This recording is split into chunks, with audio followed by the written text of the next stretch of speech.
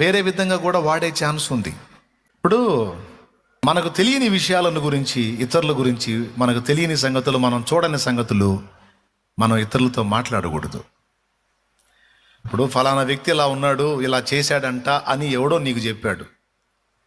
నువ్వు తీసుకెళ్ళి ఫలానోడు ఇలా అంట అని నువ్వు ఇంకొకటికి చెప్పావు అనుకో, అది ఒకవేళ నిజం కాకుండా ఒట్టి నింద అయిందనుకో, ఒక నిరపరాధి మీద నింద మోపిన పాపం నీకు అంటిద్దిగా. ఒక నిరపరాధిని గురించి అన్యాయంగా ఒకడు ప్రచారం చేస్తే, ఆ ప్రచారాన్ని నువ్వు 10 మందికి పంచితే, ఒకవేళ ఆ ప్రచారంలో ఉన్నది అవాస్తవమై నువ్వు ఎవడి మీద అయితే ప్రచారం చేసావో వాడు నిర్దోష అనుకో, అన్యాయముగా లేని వార్త పుట్టించిన పాపం నీకు కూడా అంటిద్దిగా. ఒక నిరపరాధి నిర్దోషి మీద నింద మోపి నలుగురిలో నవ్వులు పాలు చేస్తే వాడి కన్నీళ్లకు నువ్వు కారణమయ్యావుగా. అవునా? ఆ నిందను బట్టి వాని కుటుంబం ద్వేషించిందో, వాని స్నేహితులు అతను ఎడబాశారో, వాని బంధువులు త్రోసివేశారో, సమాజం చిన్న చూపు చూసిందో నీకు తెలియదు. కానీ నువ్వైతే అలా నింద ప్రచారం చేయటం వల్ల ఒక నిర్దోషి బాధితుడయ్యాడు. ఇది పాపం కాదంటారా? ఇది కుక్క నైజం. కుక్క జాతి లక్షణం చెప్పనా నేను? కుక్క జాతి లక్షణం. ఇప్పుడు బజార్లో ప్రతి బజారుకి 2-3 కుక్కలు ఉంటాయి. బజారు కుక్కలు ఉంటాయా, ఉండవా? ఈ బజార్లో కుక్క భౌ అందనుకో, పక్క బజార్లో కుక్క ఏం చేసిద్ది? బౌ అంటది. ఇది బౌ అనగానే అది కూడా స్పందించిద్ది.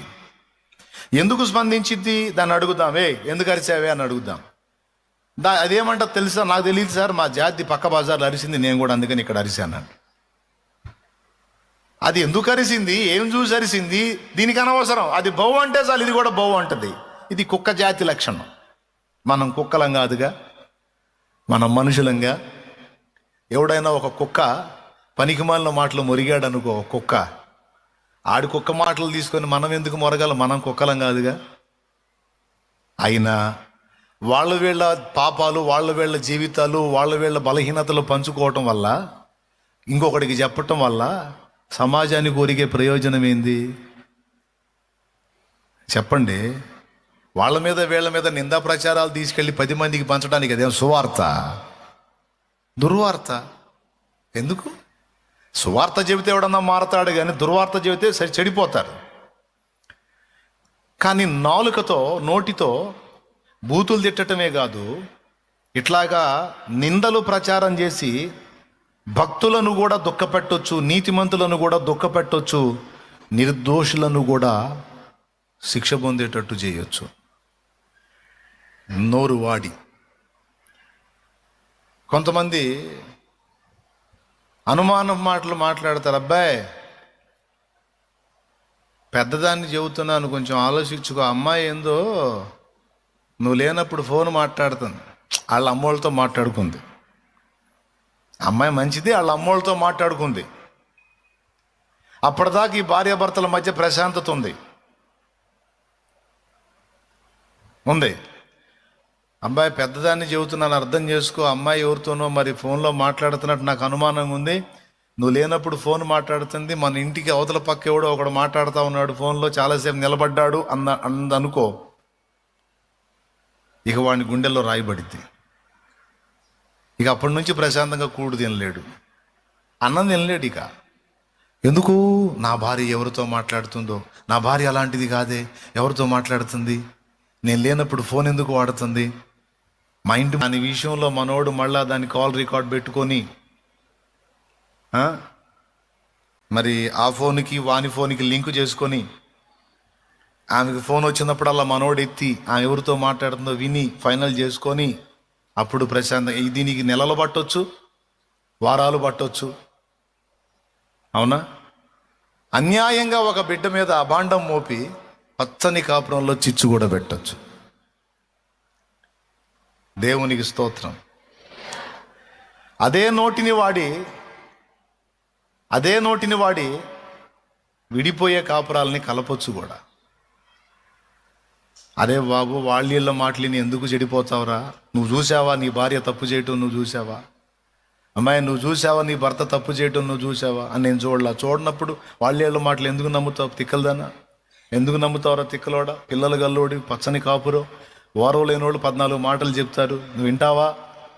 వదిలేయి, అవన్నీ తీసేసుకొని నీ భార్య బంగారం లాంటిది, జాగ్రత్తగా చూసుకోయ్యా అని చెప్పి కాపురాలు సమకూర్చిన వాళ్ళు ఉన్నారు. అదే నోటిని వాడి కూల తీసిన వాళ్ళు కూడా ఉన్నారు. ఎవడైనను నోటికి కళ్ళము పెట్టుకొనక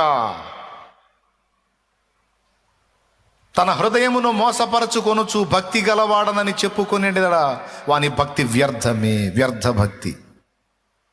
బాగా వినాలి. అంటే నోటిని అదుపులో పెట్టుకోవాలి. ఇప్పుడు నేను చెప్పినట్లుగా బూతులు నేను తిట్టకూడదు, ఇతరుల మీద లేని వార్తలు నేను ప్రచారం చేయకూడదు. నా నోరు తెరిచి మాట్లాడితే 10 మందికి ఉపయోగపడేటట్లు, వినువారికి మేలు కలుగునట్లు అనుకూల వచనమే పలుకుతాను, కానీ దుర్భాష నోటికి రానియను. వీళ్ళ గురించి విమర్శ నాకొద్దు. పరిశుద్ధాత్మను నేను దుఃఖపరచదలుచుకోలేదు. ఎందుకంటే నేను ఒట్టిగా లేను, పరిశుద్ధాత్మ నాలో ఉన్నాడు, నాతో ఉన్నాడు. నేను దుర్భాష మాట్లాడినా బాధపడతాడు, సరసోక్తులు మాట్లాడినా బాధపడతాడు, పోకిరి మాటలు మాట్లాడినా బాధపడతాడు, డబల్ మీనింగ్ డైలాగులు మాట్లాడినా బాధపడతాడు. నేను మాట్లాడకూడదు. అవి దేవుణ్ణి ఎరగని అన్యజనులకు తగును. నేను దేవుని ఎరిగున్నాను, నేను మాట్లాడకూడదు. నా మాటలు దోషం ఉండకూడదు. నా పిలుపులో పవిత్రత ఉండేటట్టు నేను చూసుకోవాలని జాగ్రత్త పడాలి. భక్తికి కొన్ని క్రమాలు ఉన్నాయి. వాటిలో ఒకటి మాట తీరు. ఏంటిది? మాట తీరు. 4 సంగతులు చెప్తా. భక్తికి ఉండవలసిన 4 ముఖ్యమైన సంగతులు. వాటిల్లో మొట్టమొదటిది నోరు. ఆ తల్లి భక్తి కలిగిన తల్లయ్యా. ఎప్పుడన్నా నోరు తెరవని ఆశీర్వాదకరమైన మాటలు, 10 మందిని దీవించే మాటలు, 10 మందికి మేలు కలిగే మాటలు, ఆ దేవుని మాటలు, ఆ దేవుని దీవెనలు తప్ప ఆయన నోటికి పనికిమాలిన మాటలు రావయ్యా. ఆమె నోటికి పనికిమాలిన మాటలు రావయ్యా. విందామన్నా రాదు. పొరపాటున జారిపోయేదన్నా అంటదా అంటే కూడా అనదు. ఎప్పుడన్నా నోరు తెరవని మా తల్లి, ఎప్పుడన్నా నోరు తెరవని ఆశీర్వచనమే పలికిద్ది, దీవెనే పలికిద్ది, శుభమే పలికిద్ది, విశ్వాసపు వాక్యే పలికిద్ది. కానీ దోషంలు కానీ, దుర్భాషలు కానీ, వీళ్ళని విమర్శించడాలు కానీ ఈ చెత్త లేదయ్యా. ఆమె భక్తి కలిగింది, ఆయన భక్తి గలవాడు. ఎప్పుడన్నా పలకరించిన నోరారా పలకరిస్తాడు. ఏయ్యా బాగున్నావా, ఏమ్మ బాగున్నావా, అన్నయ్య బాగున్నావా, అక్క బాగున్నావా. ఎప్పుడు పలకరించిన బిడ్డ దేవుడు మనతో మాట్లాడినట్టు ఉంటుంది ఆ బిడ్డ పలకరిస్తే. దేవుడు మనతో మాట్లాడినట్టు ఉంటుంది ఆ బిడ్డ పలకరిస్తే. భక్తిపరుడయ్యా. నోరైతే ఒక మాట అనేవాడు కాదయ్యా అనే సాక్ష్యం ఒక భక్తిపరుడికి తగును. ఆ నోటి వదరబోతుతనాన్ని బట్టే వాని హృదయంలో ఏ పాటి భక్తి ఉందో మనకు అర్థమైపోయింది. నోరుని స్పీడ్గా ఎలా పడితే అలా విచ్చలవిడిగా నోటిని వాడటంలోనే వాని భక్తి ఏ పాటిదో అర్థమైపోయింది. ఇట్టే దొరికిపోతాడు. ఎడాపెడా నోరు జారుతున్నాడు అనుకో, వాడు భక్తిహీనుడే. నోరు అదుపు చేసుకొని కంట్రోల్లో మాట్లాడుతుంటే వాడు భక్తిపరుడు. నేను చెబుతున్నా, ప్రసంగీకుడైనా ప్రసంగీకురాలైనా ఎవరు ఆఖరికి ఈ విషయంలో ప్రసంగీకుడైనా ప్రసంగీకురాలైనా ఎవరైనా నోటిని అదుపు చేసుకోనప్పుడు వాళ్ళు భక్తుల లెక్కలోనికి రారు. వాళ్ళ భక్తి వ్యర్థమే అని నేను కాదు, దేవుడే అంటున్నాడు. ఉంది చూసారా? ఎవడైనను తన నోటికి కళ్ళెము పెట్టుకొనకుండా తన హృదయమును మోసపరచుకొనుచు భక్తి గలవాడనని అనుకొని ఎడల వాని భక్తి వ్యర్థమే.